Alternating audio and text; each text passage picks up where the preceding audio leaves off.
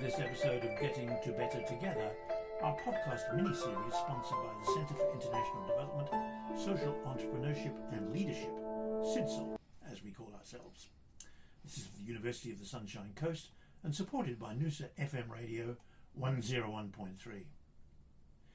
Before proceeding, I wish to acknowledge the traditional custodians of this land, the Gubbi Gubbi people, and pay my respect to their elders, past, present and emerging. On March the 8th, we celebrate the International Women's Day in Australia, IWD as it's known, although it would be more accurate to state that that celebration is somewhat conditional, for there remain issues that we need to still address in this country with respect to reaching gender parity. Furthermore, with respect to our global responsibilities as citizens of the world, we also need to contribute to the acceleration of the quest for women's equality across the entire world. There are still far too many situations which are not cause for celebration in this regard, far too many circumstances where women are far from equal in the scheme of things, and this in spite of the fact that International Women's Day is marked worldwide in March every year, as it has been since it started way back in 1911, and soon after that the date March the 8th was fixed as International Women's Day. It is to celebrate women's achievements, it's to educate and raise awareness for women's equality, it's a call for positive change for women's equality, it's to lobby for accelerated gender parity, and to fundraise for female-focused charities.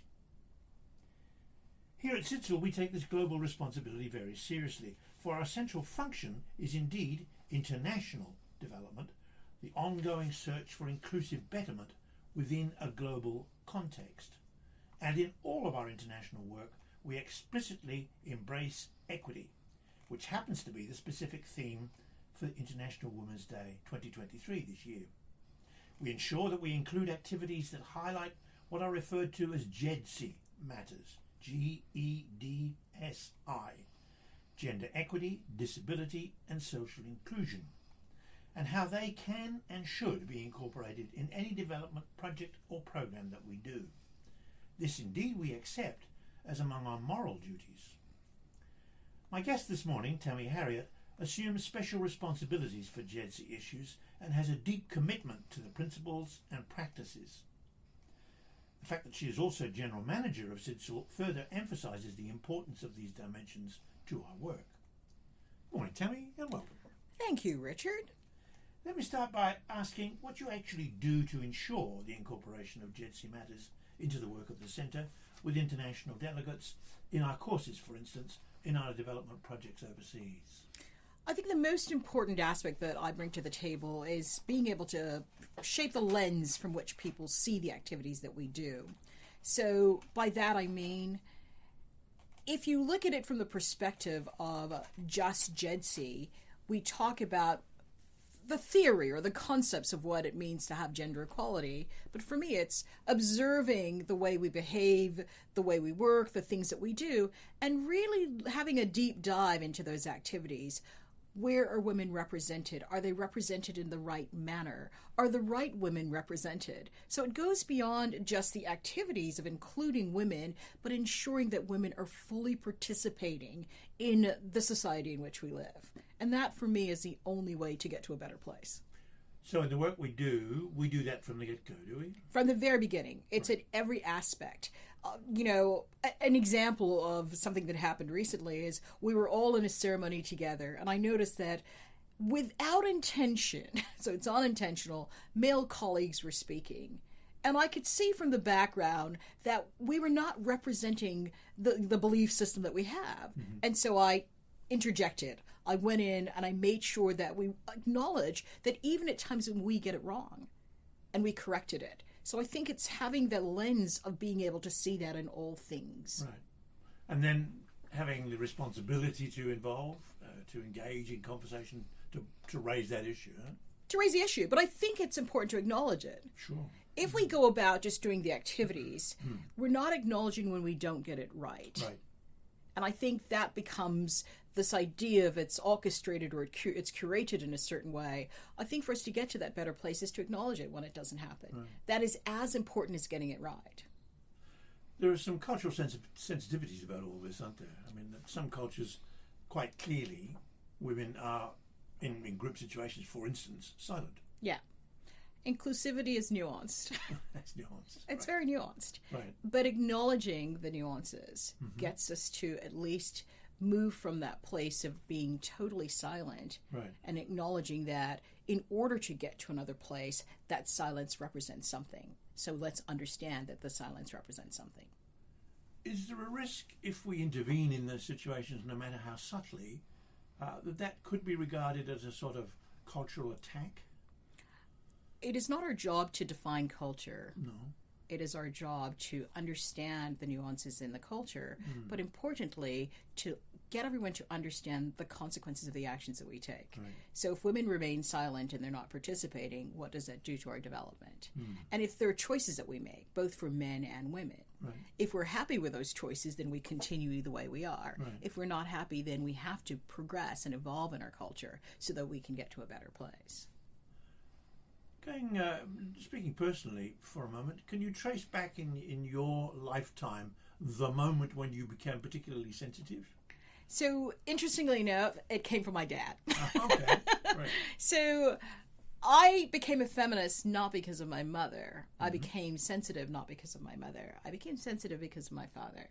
And I'll never forget the words that he said. Okay. He said, Tammy, why would you marry a doctor when you can become one? But what was loaded in that conversation was all things were possible. Right. But I had to understand that, Right. and it was my choice to make.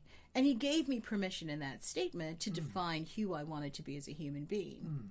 My mother was an entrepreneur.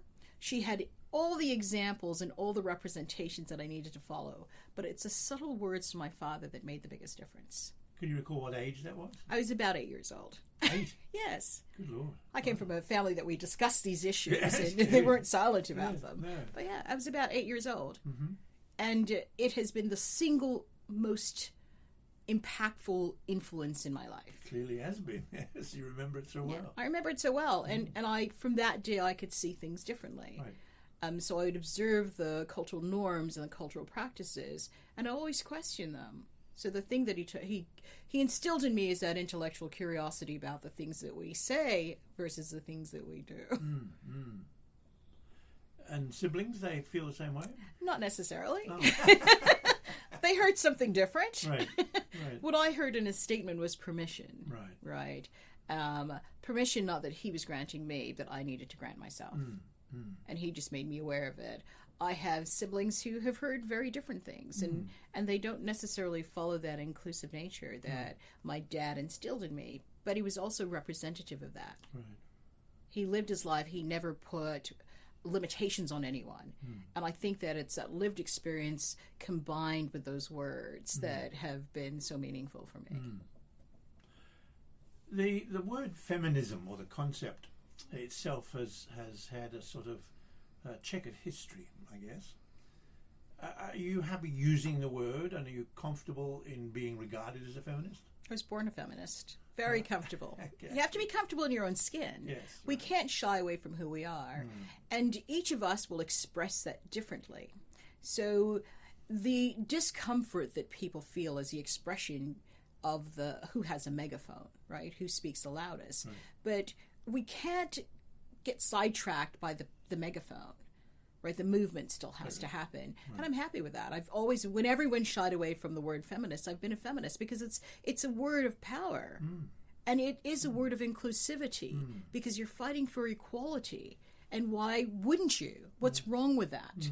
So we've got to, leave the distractions behind, because sometimes the distractions overtakes, right, and the message gets lost. I mean, it's a very powerful distinction then between saying I am female and I am a feminist. Yeah. Well, I think men should be feminist. I don't think it's a female world. I think that's the problem, is that when we start labeling, we start limiting. And we need to make those labels broad. We need to make them more inclusive. Right. So my father was a feminist, because only a feminist could have the courage to say what he did when he did. Right. Yeah. So he clearly thought profoundly about it. He did. He did. And lived it, as it were. And he gave his daughters and his sons the opportunity to embrace those very words. There must have been times in your life when that's been challenged to you by whomsoever, non-feminists, I guess. Yeah. Are there people who say to you, well, that's a sort of silly position to hold?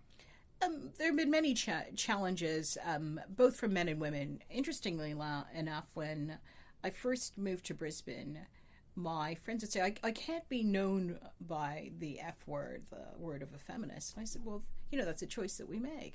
I'm proud to wear mine. I think I'm ambassadorial when I do that.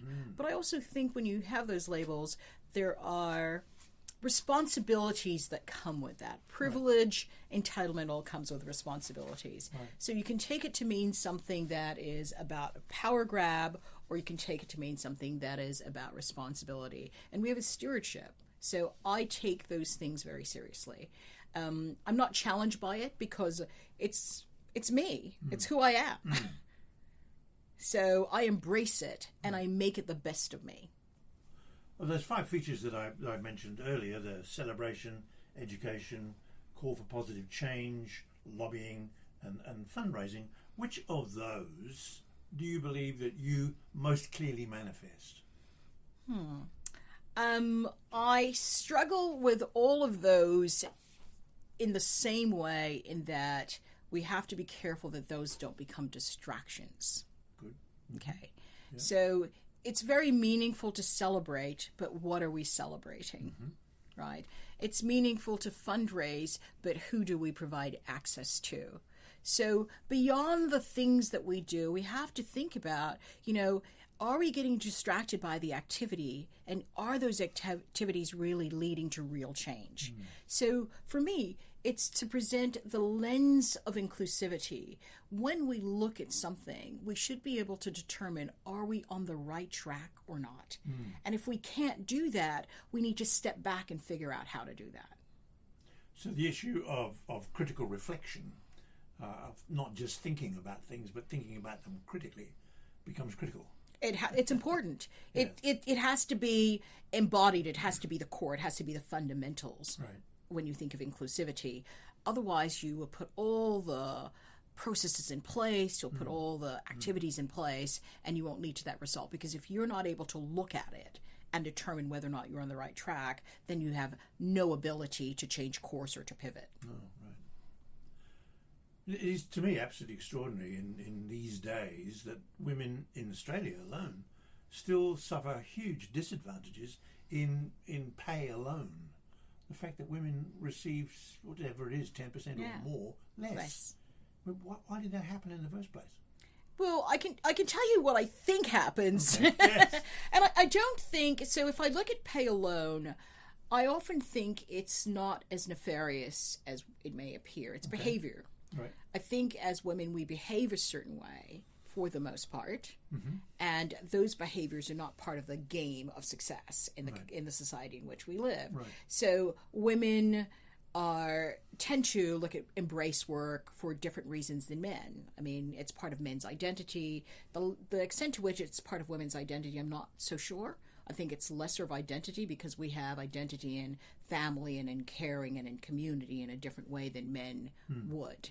So if you're negotiating from a point of passion or you're negotiating from a point of finance, you get 2 different outcomes, right? So it's not nefarious. It's that when you're in the negotiation, it depends. Like, I'm passionate. I'm always going to be paid less than most guys who do what I do, right? But I accept that because for me, that's not the end goal, right? Money is not that important to me. Right. So that I understand how that disparity happens. I don't like it, but I don't know there's a way that you can fix it because people like me don't care that much about money. No, that's an interesting point, isn't it? What I care about is access and opportunity. So for access, I'm willing to give something. It was interesting, the Indian economist Amartya Sen talks about, in terms of equality and equity, in terms of saying, well, capability is really the most important function. It's all very well to be able to say, yes, I have an equal position seemingly, but if I don't actually have the capability to exploit the opportunities that are presented, it's not equity, is it? It isn't. It isn't. So it's a complex issue, isn't it? Very. It's a complex issue. And if you play the numbers game, and if you always have to put something in place, you don't give it its natural order to figure itself out. Right. I think the more permission you give, like my dad did, the permission he gave to me to determine my own destiny, I think that was important. That was an important part. I can make the choices, but I also live by those consequences. So when I make a choice to take a position that is paying less than I know that my commercial worth is, I'm making a choice. But if it gives me, the passion to do it, and it gives me reasons to get up in the morning, and I love what I do and I embrace it, is that not more equitable than taking more money? So we have to think about those choices and those consequences, and we need to give ourselves permission. I think on the other side of it, we need to give men the permission to do that as well. Because gender equality comes with both sides of the scale, right? Yeah. It's a balancing act. So do we give both men and women the freedom to make those choices, and they come with equal consequences. So the consequences are not different for men than they are for women. Right. When we talk of consequences, my mind automatically springs to the notion of morality.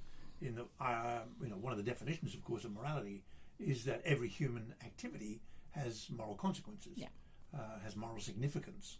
And so at base, the perspective that you're talking of is essentially a moral issue. They are. Are we going to recognise that? I hope, being the populace I hope we do. I hope we do. Because if we don't, where to from here, right? Yeah, I hope we do. The moral consequences are things that we should be critically reflecting on at every juncture, right? It should happen in all of the discourse that we have, but it should happen in all of our every day in our lives, right? We need to think about those consequences. And I've come to the point in my life where I think I do that better than most. I think I do that with more ease because I'm comfortable with that. Right. And I was having a conversation on this recent delegation that we have, and we talked from a position of privilege. And yes, we do, but it doesn't free us from the responsibility. No. Right? So we should stop using those words as though they don't come with responsibility. Privilege has responsibility. Absolutely. You are fortunate to be where you are off the back of someone else. So you too need to provide the support to others. Right. And it's through critical reflection that we can say, well, what are those responsibilities? Yes. And that's part of the consequence that we face. You've travelled the world. Tried? Well, you have travelled it. Whether you've learned or not, I guess, is conjectural. Well, you clearly have. And in terms of your early travels, what do you think was the most shocking in terms of everything you've been talking about, where clearly there was a total lack of responsibility, a total lack of critical reflection of gender inequality? That's a very difficult question, because I think all of those experiences I've had, I have to contextualize. Yes. And I will tell you that it's not what I've seen through my travels that's offended me most. It's when I come back. Oh, okay. So what it does is it opens your eyes to what's in your own backyard. Yeah. So as a comparative, every time I travel, it heightens my awareness of the things that we take for granted, or the things that we claim we do well, but we don't. So it's a very complex issue for me, because I don't think that in any of the places that I've gone, I've been able to not contextualize enough to say I understand why that happens. But then I come back and I think about the way we live our lives very differently. I once mentioned to someone that the blokeism of that blokey culture that we live in Australia was no different to me than what I'd experienced when I was in North Africa. And they were shocked. And I said, it's the same behavior. The magnitude might be different, right? But it's the same behavior. And it depends on how you think about it. So for me, it's the same behavior. Right. One just looks shocking because it's on the outside, and we don't understand it well enough so we can judge. And we're so used to this one that sometimes we turn a blind eye to it. But it's the same behavior. Yeah. I mean, that really is the issue of critical reflection, isn't it? So it's critical reflection on other things that enable you to see your own world differently in terms of worldview. Yeah. But it's important because that's heightened self-awareness, isn't it? Yes. It's when you can come back and say it. We can be critical of others, but the thing that we control is ourselves. And for me, that's the most important aspect of this, is what do I learn from that, the direction that's going in, and how does that shape who I am, and how does it influence what I do with others, the relationships I build, and how I the discourse I have around these things. Right. So it is easy to be critical of others, but I think you have to look, inward first. Are we on the right track? And those are the things we control. We control what we do every day. Right. Yes, they come with consequences, but you still control it. I mean, I'm privileged in the sense that I had two sisters, and I was sandwiched between the two of them, as it were, and a very understanding mother, I have to say. And then of my 4 children, 3 of them were daughters, and I had a wife who was a feminist. Yeah. And a whole lot of relatives who were also feminists. And so, in a sense, I guess I have at least feminist sympathies and empathies. If not, I could label myself a feminist as so. I mean, I certainly have predispositions to doing precisely what I've seen you do in the groups that we have here. And yesterday was a prime example of you sitting down at a table where there were mainly women. Yeah. And I noticed a huge difference in their level of engagement before you sat down and then once you sat down. And I thought that was terrific. I don't think I could have done that, even though I was very aware that it was a group mainly of women. I don't think I have, to go back to Sen, I don't think I have the capacity or the capability to really be able to do what it is you did. And therefore the question arises, is it really only women that can provide this sort of liberation? Absolutely not. Okay. I'm getting, so I can do that because of my father, right? And my father was that person as well. Yes. And what he's given me is permission to be vulnerable. Right. So being able to sit among the crowd in any space is about the willingness to be vulnerable. But I learned that from my dad, not my mother. Right. And I learned that is part of my humanity.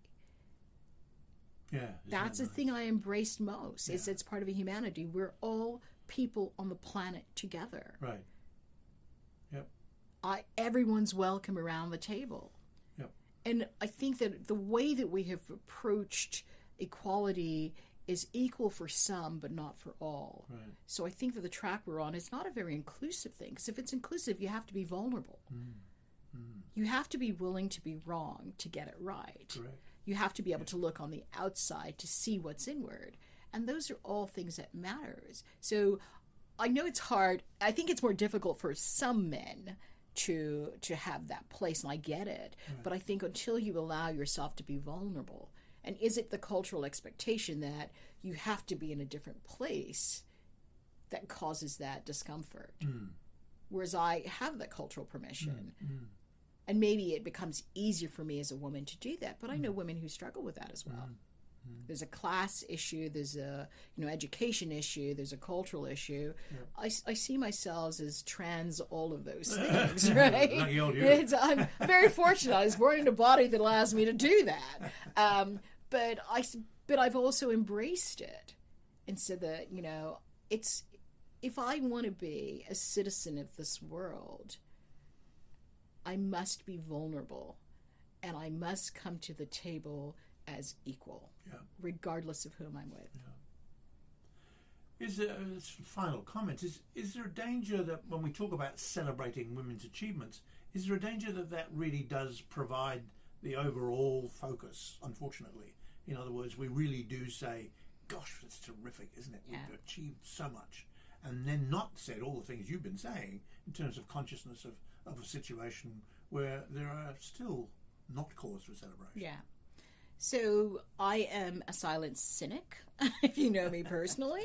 I'm very cynical about these things because I think that we're celebrating before the end zone, right? I'm using a football metaphor here, but before the end zone, we're not there yet. Right. But I understand you have to have these micro celebrations along the way. Right. but they should not replace the celebration.